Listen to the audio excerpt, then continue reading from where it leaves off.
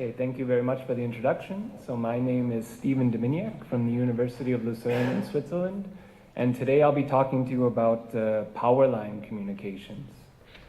So I've shown some of these slides previously, so I apologize to the people who have seen our previous forums, but for those of you who are new, just a little bit, what is power line communications?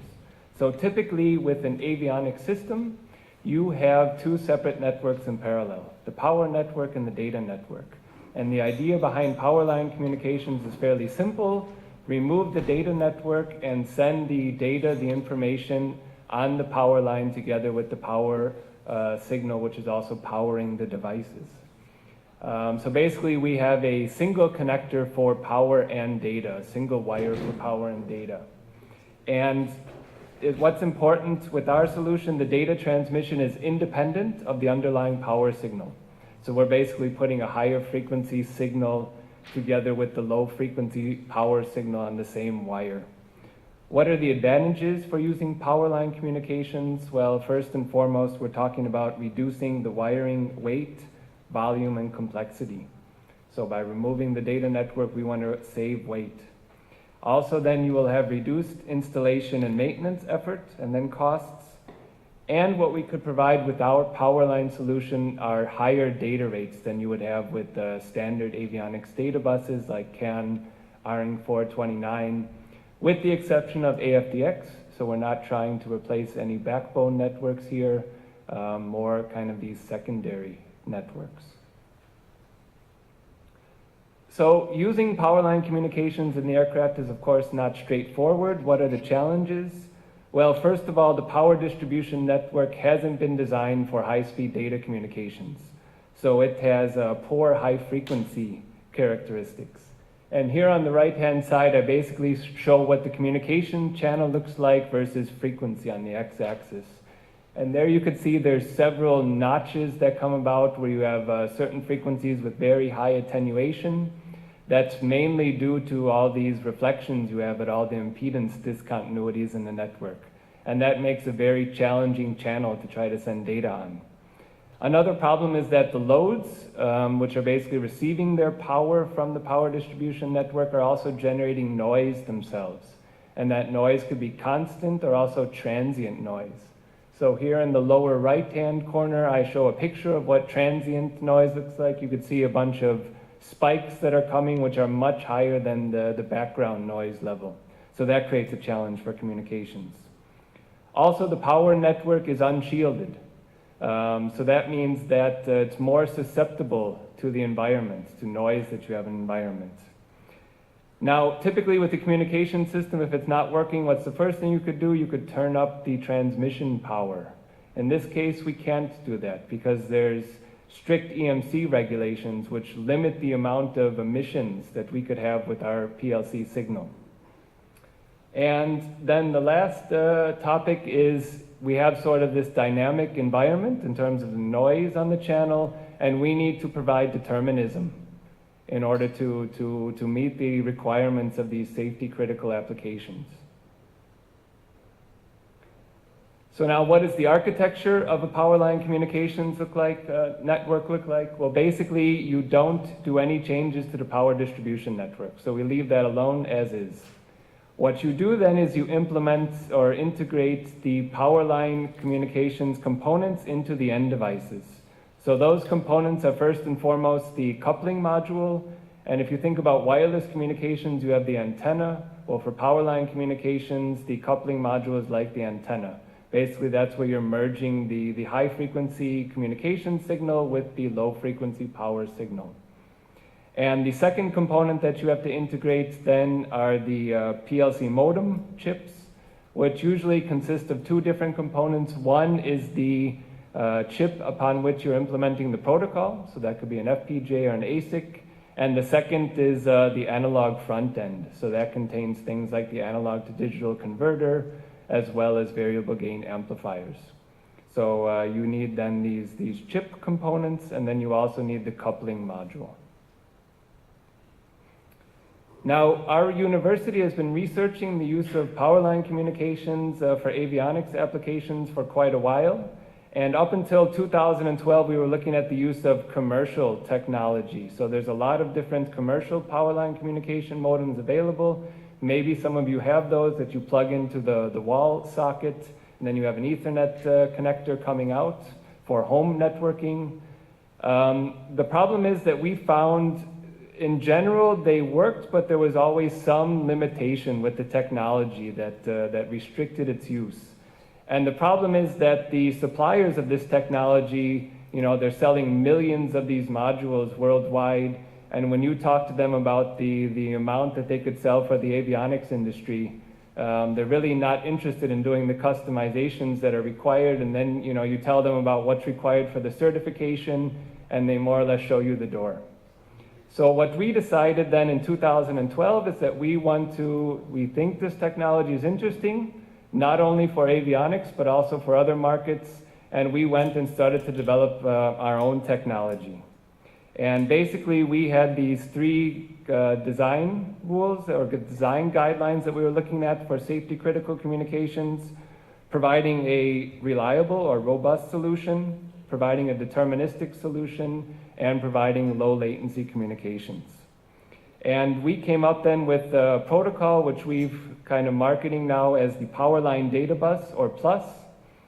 And we haven't reinvented the wheel here. So this is based on proven industry standards. So for our physical layer, we're using an IEEE standard called 1901. And then for the bus arbitration, we've taken a protocol which is known from the avionics industry, RINC 629, which is used at least in the Boeing 777. And what we further provided, or what we're further following, is a white box approach. So basically, we've designed everything here from the bottom up. And we don't have any dependencies on purchased IP or purchased hardware.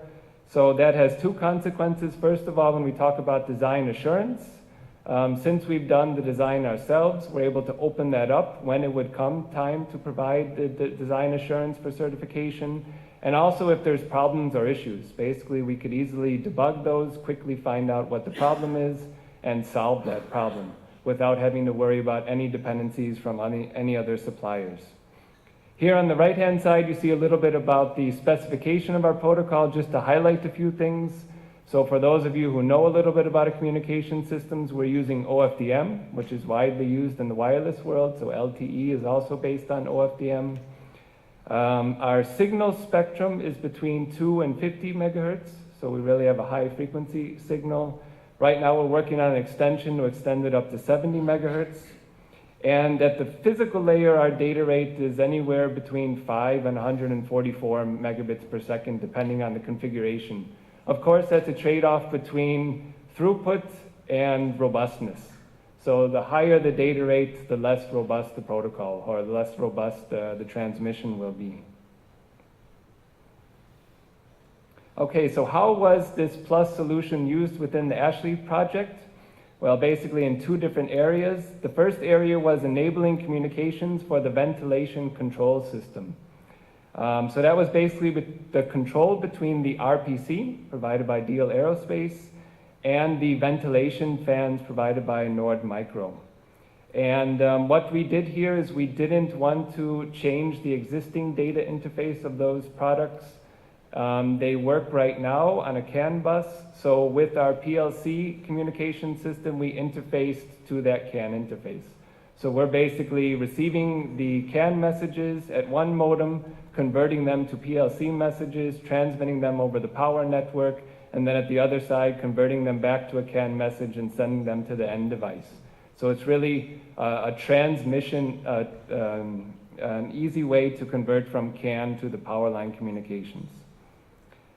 The other thing we've investigated within this project, together with partners as well, is EMC. So this wasn't really originally planned, but EMC, electromagnetic compatibility, is something that we take seriously, and it's necessary to take that seriously with power line communications.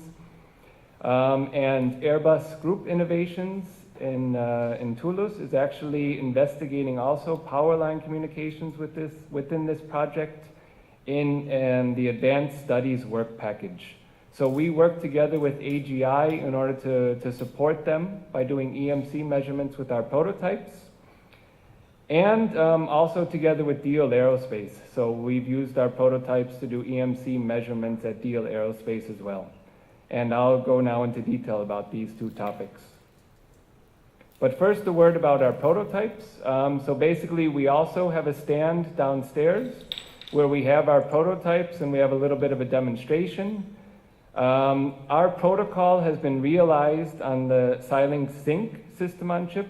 So in case you don't know, that's a chip that has FPGA and a dual-core ARM processor integrated on a single chip.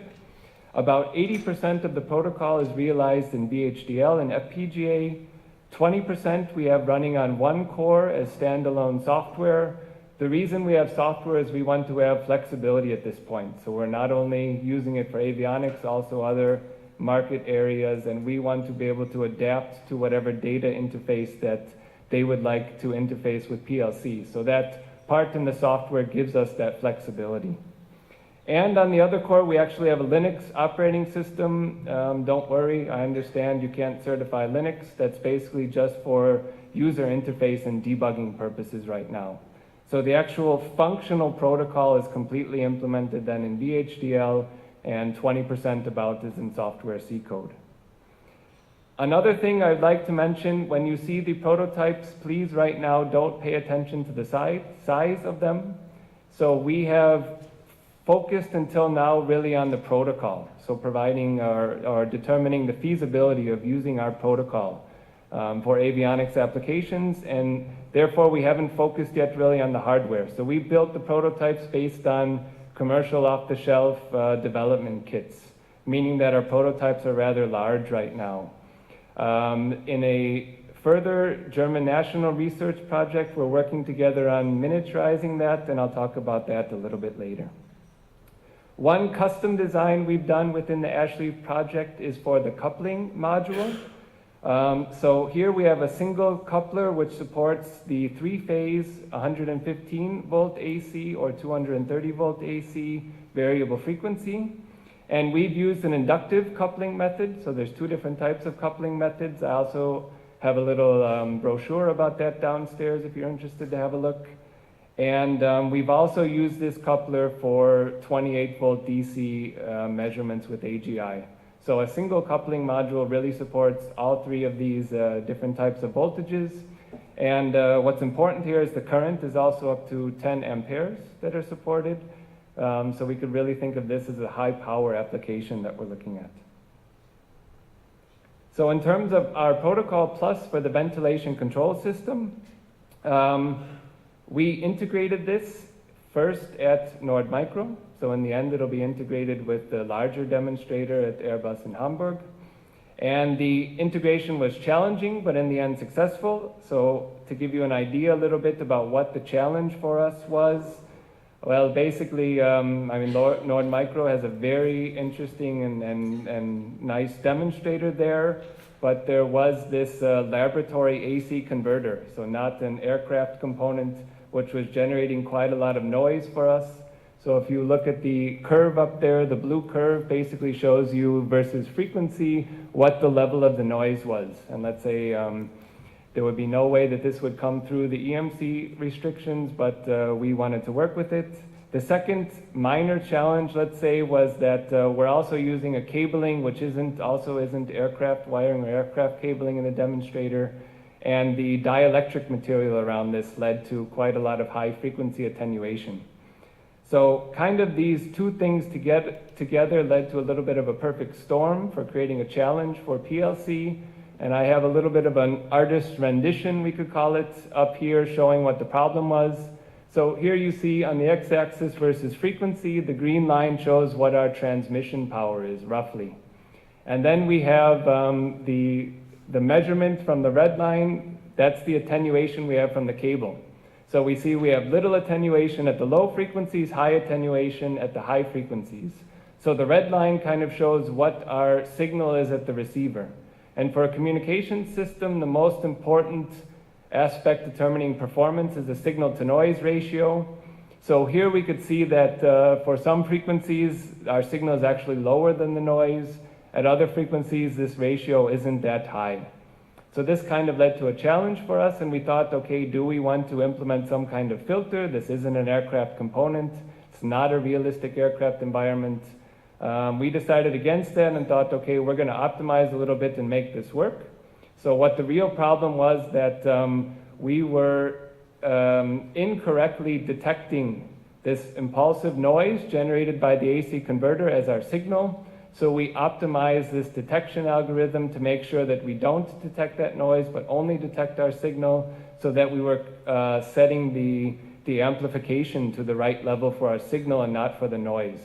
So we were, we were at Nord Micro the first time, basically identifying what the problem was. The second time we were able to fix and optimize the problem, and then we had one more time at Nord Micro where we integrated together with the RPC from Deal. So in 3 times we got everything working, and in the end, as I've understood, there was no observable difference between using the ventilation control system with the CAN bus or using it with PLC. Okay, so now regarding EMC, for those of you who don't know, there is, for the environmental testing in the aircraft, there is this basic document called RTCA DO 160, and basically all the airliners base their environmental requirements on this document, sometimes adding things on top. And there's a lot of different topics in there. There's things like temperature, fungus, all sorts of crazy things. Those are more or less not special for power line communications. What's special for power line communications is in terms of emissions and also susceptibility. So for emissions, you measure conducted emissions, meaning you're measuring the signal directly on the line with a current clamp, as you see in the upper left-hand corner. Or there's also radiated emissions, where in our frequency range of interest, there's 2 different antennas that are used. One is the rod or monopole antenna, and one is the biconical antenna. And then there's also susceptibility. So that's basically injecting an interfering signal on the line and seeing if your system still functions as it should, which in our case means we shouldn't have any errors occurring in our communications when we inject these interfering signals. And we have done measurements at Deal Aerospace, and we have also done measurements at Airbus Group Innovations, as I mentioned before. We did measurements on 3 different types of wiring networks. So we did measurements on the 3-phase type of wiring network we're using in Ashley at Deal. We did measurements on an old twisted pair data cable at AGI, so that was an interesting application for them, because Ethernet and CAN were not working on this cable, so they wanted to try it out for us and see if it works. And for power line communications, it was really no problem, because we're used to having these horrible impedance conditions. And also at AGI, we did measurements on single wires. So that means you have a single wire going to the application device, and the return current goes over the aircraft chassis.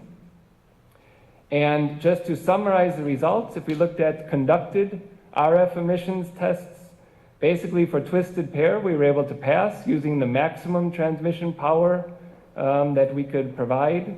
For the differential wire or the 3-phase wire, we were able to pass the tests using the maximum power. For the single wire, which of course is the most challenging, we were able to pass, but we had to reduce the transmission power. In terms of radiated emissions, we didn't do radiated emissions due to time constraints on the twisted pair, but for the differential 3-phase wire, we passed with the maximum transmission power. So that's the same wire we're using for our PLC prototypes. Also here for the single wire, we passed, but we had to reduce our transmission power. And then in terms of susceptibility, which are also very challenging tests, for the twisted pair, we passed with the same output power level that we used for the emissions measurements. For the differential wire, we passed with the same output power that we used for the emissions measurements. And here for single wire, we were able to pass the tests, but again, we had to increase the transmission power. So if we can conclude or make a conclusion here, basically for the twisted pair, this kind of special application, it's really no problem for EMC. For the 3-phase type of cables, it's no problem for EMC. For a single wire, there's still optimizations needed. But what's nice is we're able to quantify what's needed. So we're about 10 to 12 dB away from what we need to optimize in order to have this solution work for single wire. Okay, so in conclusion, the University of Lucerne has created a dedicated PLC aircraft data bus. We're marketing that as Plus. And it's been successfully demonstrated on the ventilation control system within Ashley. The Plus prototypes as they are for three-phase cable, we believe they can pass the DO 160 emissions and susceptibility tests. We've done a little bit of evaluation also together with DO, and we are considering this technology at a technology readiness level of 4 currently. The next steps that we're looking at for the technology, certification. So that's something we're investigating in a German national project together with DO. The miniaturization of the Plus prototypes. So as I mentioned before, right now they're way too big. That's clear. We need to make them smaller, and we're about 3/4 of the way with the development of having a smaller PCB. So I have a little bit of a slide downstairs where you could see what the dimensions of the new PCB will be, and they should be ready then by the end of the year. So those of you, there's a standardized housing, I believe, for Airbus, and we're getting everything integrated into the mini MRP housing. And then something else that we're going to look at is for the optimizations that are required in order to achieve the EMC goals for single wire. So just to make a little note, I know this is always a question for universities. If the university develops a technology, does that ever make it into a product that could be used in the avionics industry? So I know it's a long road to get especially a very new technology like power line communications introduced, but at least within a German national project, we're taking the next steps, and we do have interest and partners then from the industry, which we're working with to take these next steps. So I invite you to come see the demonstrator, even if you have questions, if you want to criticize something. I'm more than happy to discuss power line communications with you further. Thank you.